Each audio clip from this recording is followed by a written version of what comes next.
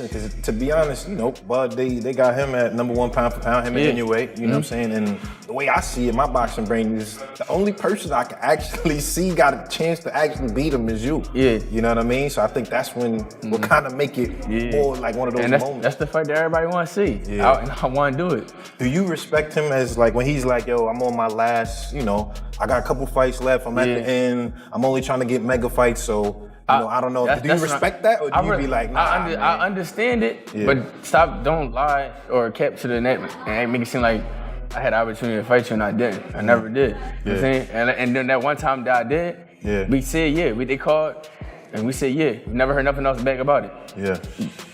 So right. I mean, I respect it though. I mean, get your money. You know what I'm saying? Do your thing, but don't be capping on the net, acting like this, acting like that. All right, fight fans, Jaron "Boots" Ennis is back, and he's coming for Terence Crawford. He's speaking with confidence, saying this is the fight everyone is waiting for, and he's ready to step into the ring to make it happen. About the Terence Crawford fight, I'm tired of answering questions about it.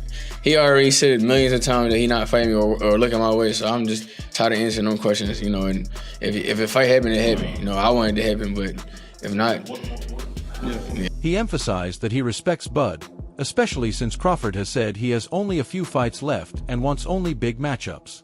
But Boots refuses to believe he ever avoided the fight. He says that when his team did get a call once, they accepted right away, and then everything just went quiet. It's Honda. What does he mean? He said world-class fighter. I guess he's trying to say if you're a world-class fighter. Sign a contract. Exactly, sign a contract. If he wanted to fight, he would have stayed at 47. He obviously said he wanted to move up and accomplish to be undisputed at 54 or something like that. So right now we ain't worrying about Crawford. We gonna clean 147 now. Then we gonna move to 154. If he there and he got a belt, we coming after him. Simple as that. So Boots is basically saying respect to you, go make your money, do your thing, but don't act online like I had a chance, and refused it. This shows that Ennis isn't just after hype, he's ready for the challenge. He wants the fight, the spotlight, and most importantly, his shot at the pound-for-pound king before Crawford's career wraps up. Right now in my career, a lot of people like boost this, boost that, boost this. Fighting Boots is a lose-lose situation. I win, they're gonna say, oh, well, he was young, he wasn't ready. He was talented, he was skillful, but you got the experience over him. You got, so much more than this kid that never been tested before.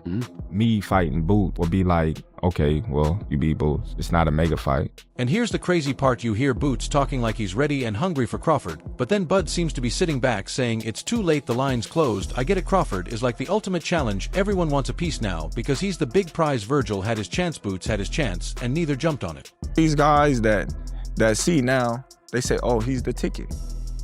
Win, lose, or draw, he's the ticket. I'll fight Terence Crawford. Come on, man. Boots had a chance to fight me. Virgil Ortiz had an opportunity to fight me, but now everybody, I'll fight Terence, or I'm this, I'm that. I'm like, okay, cool. Now Crawford is like that teacher who gave extra credit all semester, but no one took it, and suddenly everyone is asking at the last minute. Too late, pencils down. Bud is already planning his exit, and that's what makes him dangerous. He doesn't need them, they need him. That's not chasing fights, that's being the fight. His manager doesn't like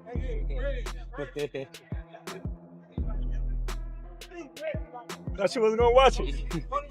But here's the thing, you and I both know boxing is as much business as it is bravado. If Boots really wants that shot, he needs to stop tweeting and start putting serious offers on the table with dates, networks, and guaranteed purses. When y'all had y'all opportunity, y'all went elsewhere.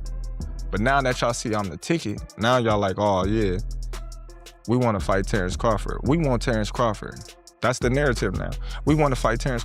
I'm all for the drama, but at the end of the day, fights happen when money, timing, and ego line up, so I respect Boots for speaking up. He's got the hunger and the record to back it up, but you can't complain about missed chances if you're not willing to make them happen. If he really wants to be the one to close Crawford's chapter, then show it, negotiate smart, promote hard, and be ready when Bud says go, because when that bell rings, there's no sympathy, only legacy. That makes a whole lot of sense, and the fight that stylistically will be, oh my goodness, is a fight between Terence Crawford and Jaron "Boots" Ennis. I don't think I think that's going backwards for Terence. To that point, Jaron doesn't have the kind of accolades. He doesn't sell to the mass and all these. So this fight was perfect timing for both these guys. Just when you thought the Crawford versus Boots back and forth was heating up, Tim Bradley jumps in like the uncle who shows up uninvited to the barbecue and eats first. Tim didn't just question Boots, he basically asked the classic, who have you beaten, though it's like having straight as in middle school, and claiming you're ready for Harvard. Bradley isn't buying it. What the hell is Spence as Boots' fault? It's a different type. Like, you can be riding that wave. You've been getting all these knockouts of all these other different guys, but you've never been in the ring with an animal like Crawford. And when you get in there for the first time and you get hit upside your head, I would hate for him to get in this type of fight with Crawford. Honestly, I get his point. Boots looks unstoppable against the fighters he's faced, but Crawford is a different level. It's like going from sparring with your little brother to taking a right hook from Mike Tyson in your living room. Bradley's message is clear: you need to prove yourself against real veterans before talking about taking on Mount Bud. And he's a spectacular fighter. Boots is a spectacular fighter. I'm a fan. I'm a fan of Boots. I think he's next. But he needs to be tested. And let's be real, Boots can earn that shot, but he needs experience, not just highlight reels. If he wants Crawford, he has to show he can handle a punch from a real veteran and stop making claims his record can't back up. Until then, we watch, we judge, and enjoy the drama, because boxing has never been this entertaining. Makes a lot of mistakes, shows a lot of inexperience, rushing in there, trying to go for the kill, leaving himself wide open, leaving himself exposed. There's a lot of things that come along with that. And guess what? When you get in the ring with a Crawford that knows how to use his feet, that knows how to move and let you come to him, and so on and so forth, guess what? He's going to set you up, he's going to lay a trap, and he's going to catch you, and he's going to knock you out. And just when Bradley was shutting the door on Boots like a grumpy bouncer, Eddie Hearn jumps in saying, hold up, let's make Ennis versus Crawford happen. Honestly, that's the kind of chaos I love. Boots just put on a performance so sharp, even Eddie couldn't resist. He's already thinking about the sequel. We're talking two of the slickest boxers in the game, both with that killer instinct where they don't just want to win, they want to dominate. That's the kind of fight where you don't blink because one mistake could define a career. Lure Crawford back after Canelo, do you think? Boots against Crawford is the best fight in boxing. Unbelievable fight. But look, he's got Canelo and, but I just, as a fan, for me, you got two of the best technicians in the sport. And tell me you wouldn't pay big money to see if the young lion can really challenge the king before he retires, because if Crawford is truly on his last run, you don't waste it on easy fights, you go all out. And Boots? He's the perfect mix, young, hungry, and bold enough to think he can do what no one else has. That's not just a fight, that's a generational showdown. And if it happens, the whole boxing world will be glued to every second until the final bell. The thing is about Ennis, right, is he's got incredible skills. He's got tremendous IQ, he's got great footwork, but he's also spiteful. And you look at fighters in the past that have got great skills, sometimes they haven't got devastating punch power, they're not trying to force a stoppage, they're not spiteful with it. He's 34 wins with 30 knockouts.